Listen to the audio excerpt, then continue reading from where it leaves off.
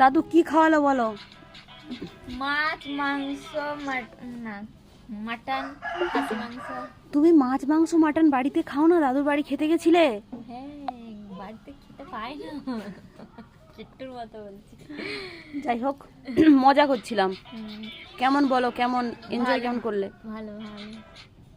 পানটা কিন্তু বাজে জানো, পানটা দেখলাম তোমার মুখে মনে আগুন ধরছে ঢুকি দিচ্ছে, আর তালুয়ে পুরা পুরা পুরা সে মানুষ পুরো হ্যাঁ, চামড়া পুড়ে গেলে হ্যাঁ, যেরকম গন্ধ সেরকম গন্ধ করছে। আমি তোমাকে আগুন লাগা পান আমি তোমাকে বানিয়ে দেবো, দাঁড়াও। আমিও জেনে গেছি আগুন লাগা পান বানাতে। এই তুই খাই বাবা আগুন লাগা পান বানান। আগুন লাগা পান খাবি? না খাবি না কেন? দরকার নেই। সত্যি আমি জানি ওই পানের উপরে তুমি কি একটু কি বলে সে লাল লাল গুলা নিয়ে আসবে, চেরি ফল। চেরি ফল মল মিষ্টি খয়ের টের নিয়ে আসবে, দিয়ে পান বানিয়ে দেবে, দিয়ে ওটা কর্পূর আগুন ধরিয়ে দিলে হয়ে গেল।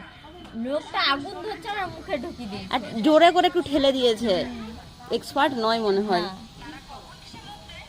ওরা কি করে বলবো, যখন মুখে পানটা ঢুকায় না আগুনটাকে চিপে বুঝিয়ে দেয়। হ্যাঁ পানটাকে মুড়ে দিলেই হচ্ছে, পানটা মুড়ে দেয়। আর তোমাকে পানটা ধরে মানে পানটা মুড়ে নি, গোটা পানটাকে দিল মুখের ভিতরে ঠেলে।